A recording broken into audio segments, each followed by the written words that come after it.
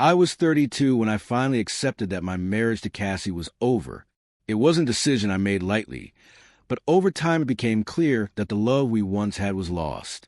We had been together for 6 years, met as college sweethearts in our early 20s. Cassie was smart, funny, and incredibly beautiful. The kind of woman who had heads turning wherever she went. I was just a regular guy, and part of me always knew she was out of my league.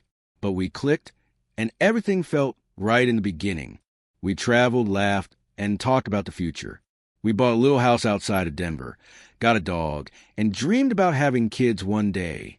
But over the years, things started to change. The laughter became less frequent. The silences grew heavier, and the fights started piling up. They were about little things at first. Dishes, money. The long hours I spent working as a civil engineer. Nothing explosive, nothing that seemed insurmountable at first. But then it became a pattern. Every argument would end with her throwing out the word divorce like it was a solution. Maybe we should just get divorced, she'd say. Maybe I married the wrong person. If this is how it's going to be, what's the point of staying married? At first, I panicked. I'd beg, apologize, try to fix things. I even went to therapy by myself, hoping that if I could become better, she'd stop pushing me away. But no matter what I did, the outcome was always the same. She'd still drop the D word. After a while, I began to notice something. It wasn't that she was trying to fix our marriage. She was using the idea of divorce as a way to control me, to punish me. The breaking point came about 4 months ago.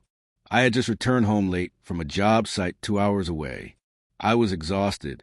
I walked into the living room, and there she was, sitting on the couch with her arms crossed. "I'm done," she said coldly. "I want a divorce." I didn't say anything. I just walked past her, went to our bedroom, and started packing a bag.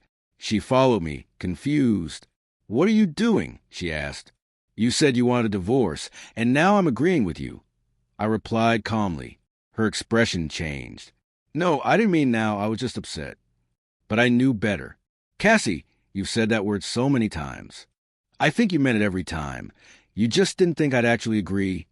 I left that night, rented a small apartment, and took the dog with me.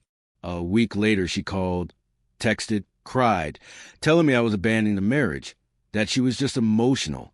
I didn't respond.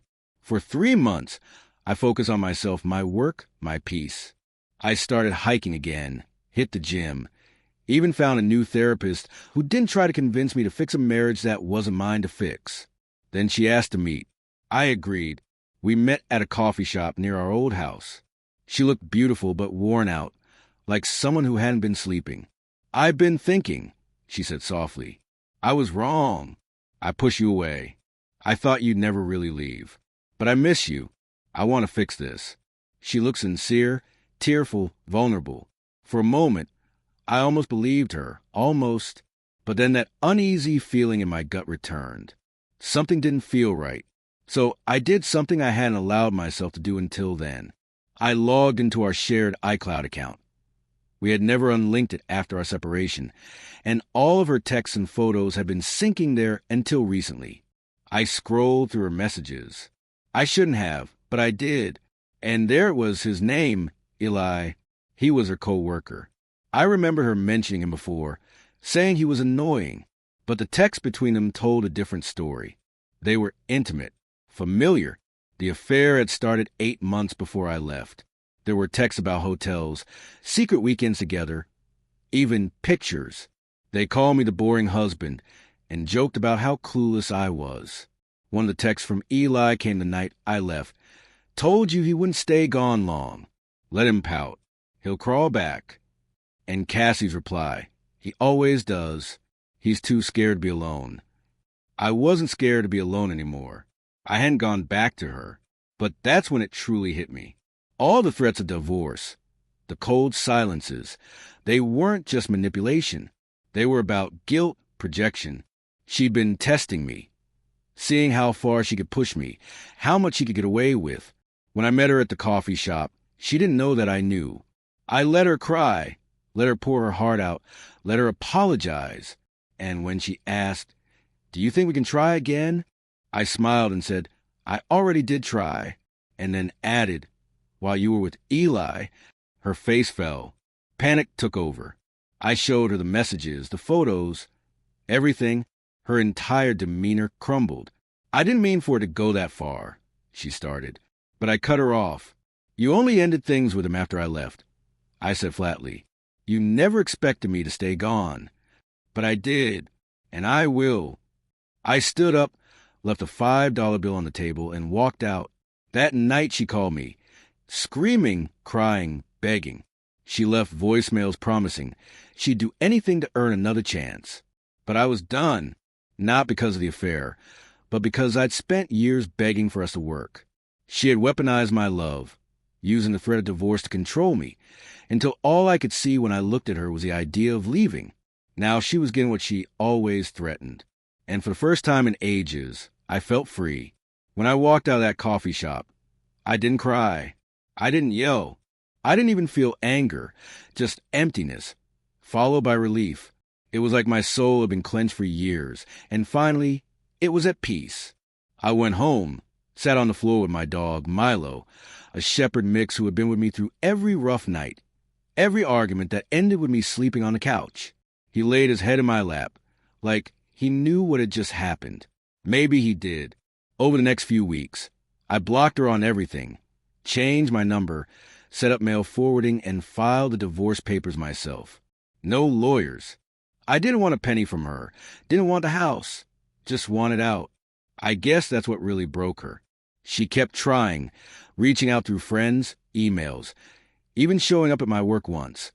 Cry in the parking lot until security made her leave. My boss pulled me aside afterward, asking, "Are you sure she's not dangerous?" For a moment, I didn't know how to answer. She wasn't dangerous, but emotional manipulation can make you lose yourself little by little. And when the person who manipulates you realizes they have no control anymore, that's when they unravel. Later I heard from a mutual friend that Eli had dumped her shortly after I left. Apparently, she told him I was emotionally abusive, cold, and controlling. I laughed when I heard that, not because it was funny, but because it was so ironic. Everything she accused me of was just a reflection of her own actions. That same friend told me she had started going to therapy. For real this time, not the kind where you just check a box and blame your spouse. I don't wish her any harm. I hope she gets better. But I know that can't be with me. A few nights ago, I went on my first real date since everything ended. Her name was Natalie. She's a nurse, funny, warm, and real. We sat at a tiny Thai place downtown, and I told her, full disclosure, I'm divorced. Not recent, but still healing. She smiled and said, I'm divorced too. Sounds like we both have some history. And for the first time in years, I felt seen. Not judged, not measured, just seen. I still catch myself sometimes, like when I flinch after saying something, expecting backlash, or when I hesitate to voice concern, conditioned by years of punishment for having feelings. But every day it gets easier. Every day feels less like recovering from a war and more like simply living. To anyone reading this who's been threatened with divorce like a weapon, always one step away from being discarded, please hear this. You are not unlovable. You are not weak for staying. But you are strong if you choose to walk away. I used to think love was about holding on no matter what. But real love isn't afraid of communication. It doesn't punish or manipulate. Real love feels safe. And that's all I want now. Peace, not fireworks.